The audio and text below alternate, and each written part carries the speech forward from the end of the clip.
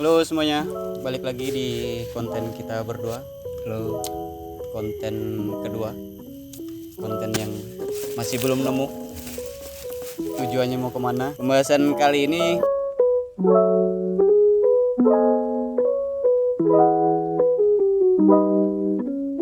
masih soal cinta. Soalnya kemarin kita konten pertama apa sih? Kita bahas tentang PDKT ya, lebih PDKT ya. Proses pendekatan lah. Proses pendekatan ya kan. Terus sampai ke tahap putus ya kan. Tahap putus. Nah buat konten sekarang setelah putus nih pasti akan ada orang yang terluka gitu kan. Pastilah. Ya, pasti ada orang yang terluka, Entah itu si cewek, entah itu si laki, ya kan. Pasti ada yang terluka tuh. Luka akan sembuh dengan sendirinya. Wih, seru nih. Sambil ngopi dulu lah. Luka akan sembuh dengan sendirinya. Kemarin kan dari Aan dulu kemarin. Ya, sekarang gantian dong. Sekarang gantian coba. Kalau dengan sendirinya itu kita berbicara soal waktu sih kali ini, soal waktu. Jadi yang ngejawab itu tuh waktu. Kalau aku sendiri nih An ya, aku lebih semuanya nih habis putus nih ya. Kalau Aan kan kemarin pilihannya close contact. Selama beberapa hari close contact dulu, habis itu ketemu lagi kan, kontekan lagi itu. Nah kalau aku sama kayak Aan, close contact nih.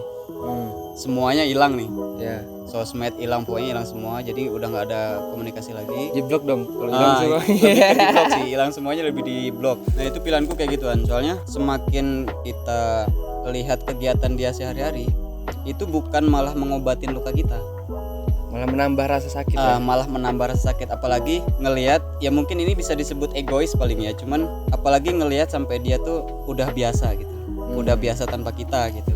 Yang sebelumnya harus ngabarin, yang sebelumnya harus kemana ngabarin, kayak kemarin Aan tuh harus kemana-mana ngabarin gitu. Iya. Nah itu semakin nambah luka yang ada kalau kita ngelihat dia udah mulai terbiasa dengan tidak adanya kita gitu.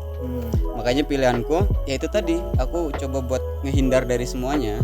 Mulai dari sosmed aku blok, terus aku usahain nggak akan ketemu lagi gitu. Aku usahain semuanya tuh hilang, emang bener-bener hilang.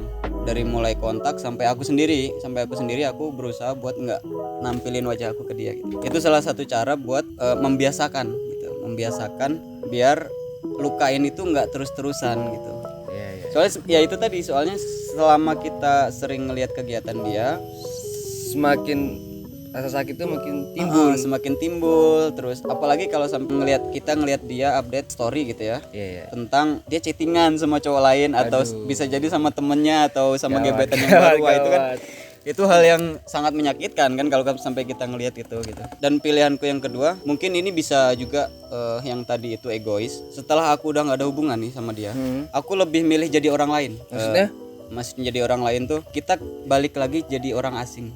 Oh, jadi kayak dari nol lagi gitu. Dari nol lagi gitu. Jadi orang asing aja sebelum kita kenal gitu. Kalau Aan kan pilihannya kemarin jadi temen, jadi sahabat sampai sekarang. Nah kalau aku pilihannya lebih ke udah kita nggak pernah kenal lagi gitu. Aku lebih pilihannya ke situ. Ya setiap orang pasti beda-beda kan. Kalau pilihanku menjauh terus menjadi orang asing. Kenapa menjadi orang asing itu penting buat aku? Soalnya aku nggak mau nih sampai perasaan ini nanti tuh timbul lagi dengan orang yang sama. Terus ada kemungkinan nanti kedepannya ngelakuin kesalahan yang sama lagi gitu. Makanya aku lebih milih jadi orang asing. Beberapa cewek yang dulu pernah deket sama aku, sampai sekarang aku udah nggak ada kontak lagi. Ya meskipun ada beberapa yang buat komunikasi kayak nge-DM di Instagram, Facebook kayak gitu. Ada beberapa yang komunikasi, cuman aku nggak pernah sampai yang nanggepin serius gitu. Jangan kita orang asing nih sekarang. Bisa disebut itu egois tadi itu. Cuman setiap orang kan pasti ada sisi egoisnya. Aku mikir kayak gitu. Cuman cewek nih, sisi egois cewek itu kelihatan setelah kita putus biasanya. Egoisnya tuh kayak gini cewek. Kita nggak apa-apa, nggak ada status pacaran. Cuman aku pengen tetap jadi teman kamu. Itu menurut aku itu tingkat egois juga, tingkat egois yang tinggi juga menurut aku. Soalnya gini An, awalnya kita kan pacaran, terus abis itu putus, udahan. Tapi si cewek masih pengen buat milikin kita, meskipun itu bukan bentuk pacaran atau hubungan yang lebih serius ya. Berarti kayak nggak mau memilikin tapi nggak mau kehilangan. Iya, nah lebih gitu. Nggak mau bareng sama kita sebagai pacar, cuman dia juga nggak mau kehilangan kita gitu. Jadi bisa disebut egois juga kan berarti kalau kayak gitu. Nah sisi egoisnya cowok nih, kita nggak adil kan kalau cuma ngomongin egoisnya cewek doang. Sisi egoisnya cowok sama kayak aku tadi. Kalau kamu nggak bisa milikin aku sebagai pacar, ya udah sebagai teman nggak usah gitu. Aku milih kayak gitu. Ya udah sebagai teman nggak usah. Kita balik lagi ke asing gitu. Itu paling. Kalau pilihanku kayak gitu. Kalau aku sih biasanya lebih kalau emang nggak bisa bareng-bareng gitu. Maksudnya dalam arti bareng-bareng ini pacaran gitu kan. Ya udah jadi kawan aja gitu. Ya nggak harus jadi musuh, nggak harus jadi orang asing gitu. Soalnya kan kita juga masa pendekatan kan kayak curhat-curhatan kan. Kita udah tau lah luar dalamnya masing-masing gitu kan. Jadi ya udah gitu. Kalau jadi musuh takutnya ntar kalau dia nggak suka sama kita jadi disebar kemana-mana tuh gitu. Ya, sebar kemana-mana tuh sisi negatif ya, maksudnya selama pacaran itu paling. Jadi ya udah jadi kawan aja gitu, lebih enak ya. Jadi kawan, cuman ya itu tadi balik lagi ke pilihan kita masing-masing. Iya sih, setiap orang mesti berbeda kan. Cuman kalau aku ya itu tadi mending asing. Soalnya aku mikirnya gini kan, orang yang sebelumnya ada hubungan, terus setelah itu sebut aja pacar ya, yang sebelumnya pacaran, terus abis itu jadi temen. Kenapa aku nggak bisa? Soalnya aku berasa kayak aku cowok nih, cuman namanya perasaan itu tuh nggak bisa kita lihat gender kan, namanya perasaan, apalagi hati kan kita nggak bisa lihat gender. Cewek cowok sama aja. Mungkin cowok itu lebih terlihat tanda kutip lebih terlihat kuat, cuman ada loh cowok yang nggak sekuat yang cewek bayangin gitu loh. Tapi sih sebenarnya sih ngomongin masalah hati, kayaknya lebih lemah si cowok deh kayaknya daripada si cewek.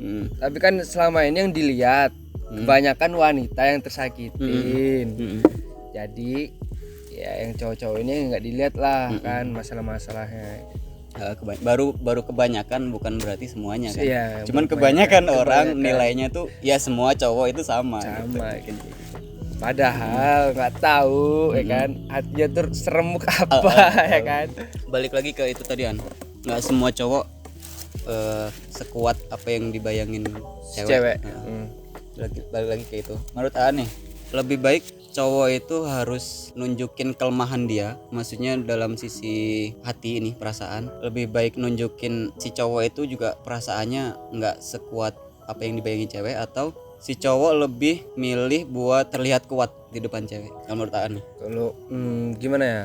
Kan kalau kita udah disakitin sama si cewek itu kan, ya nggak mungkin kita mau kontekan kan, mau ketemu langsung gitu kan. Pasti ada jeda dulu kan.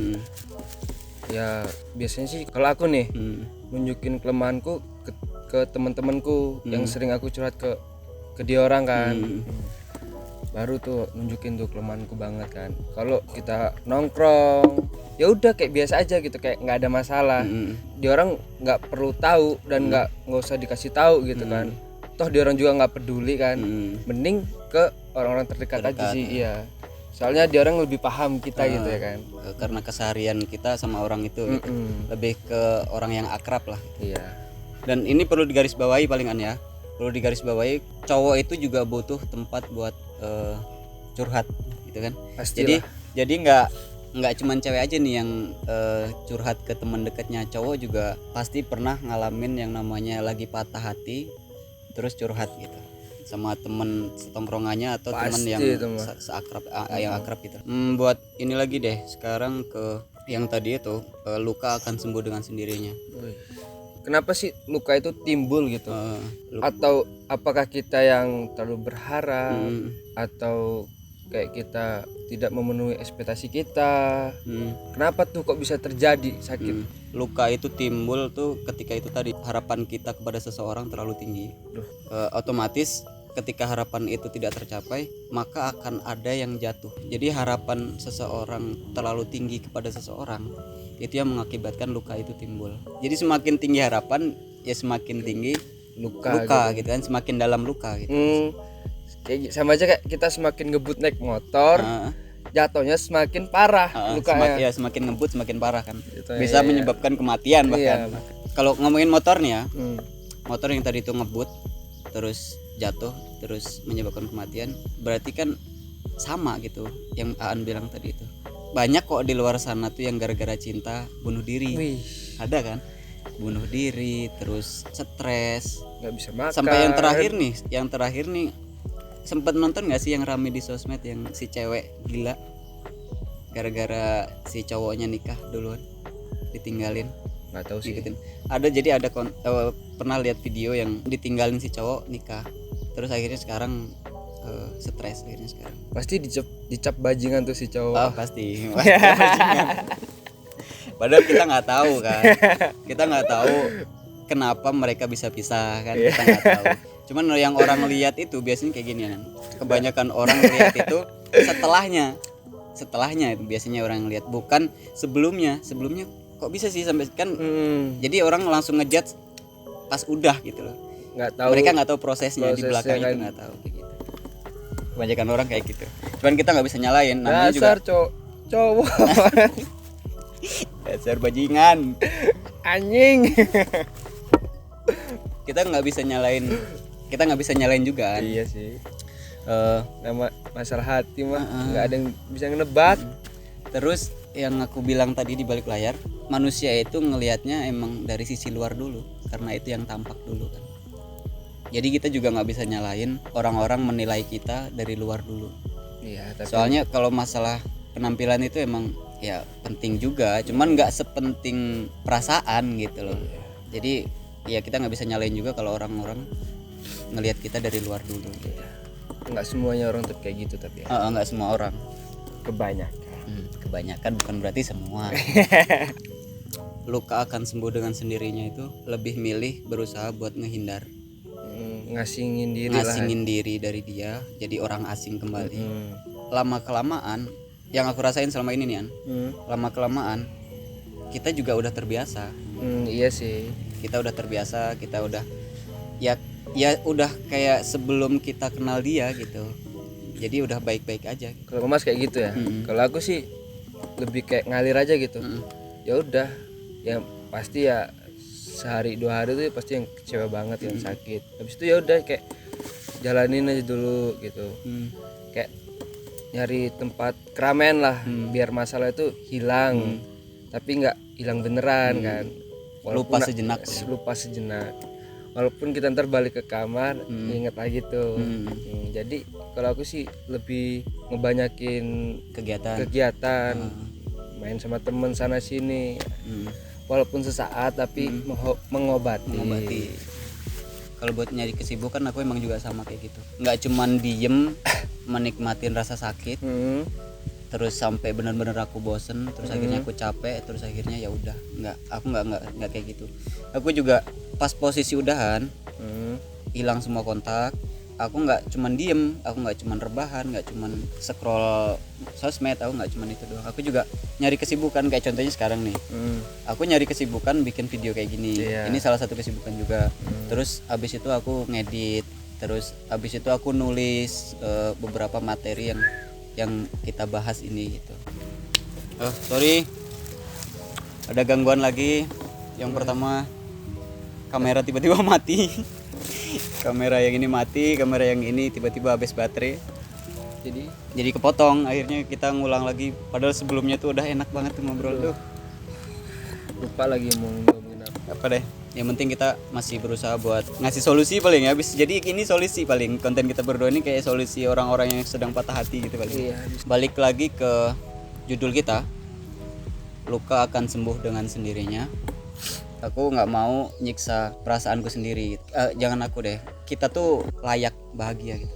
Kita tuh layak bahagia dengan cara sederhana. Nggak harus dengan harta, nggak harus dengan pangkat. Intinya kesederhanaan tuh kadang emang ada gitu buat bahagia. Nggak melulu kok bahagia itu harus modal tuh, nggak melulu. Modalnya cuma satu sih bahagia itu, ketawa aja sih. Gila itu doang. Tapi kan setiap orang beda-beda lah Mas. Setiap orang balik lagi ke mereka masing-masing. Takaran bahagia seseorang nggak akan bisa kita samain sama kita gitu. Paling buat kesimpulan nih, aku dulu nih ya. Kalau aku sih jangan cari pengganti kalau hati belum terobati. Jangan coba-coba deh. Jangan coba-coba ya, soalnya semakinnya itu tadi, semakin kita berusaha buat cari pengganti, kita akan jahat juga nih kalau sampai si pengganti kita ini jadi pelampiasan sakit hatinya kita gitu. Dari Aan tuh jangan cari pengganti kalau hati itu belum terobati. Kalau dari aku paling ini, luka akan sembuh dengan sendirinya itu emang bener-bener ada. Cuman kalau dari aku percaya aja gitu, kayak kamu tuh bakal nemuin seseorang yang nyembuhin lukamu gitu, nyembuhin lukamu, terus bikin kamu bahagia lagi, bikin kamu bangun pagi itu semangat, terus bikin kamu makan mie instan tanpa telur udah nikmat gitu. Jadi kamu bakal nemuin seseorang itu.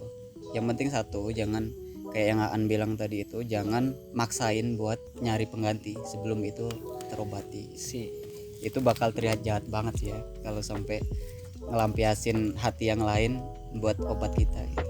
Yang lebih jahat lagi, dan setelah kita sembuh kita cari lagi, secara otomatis itu bakal nyakitin yang udah ngobatin kita.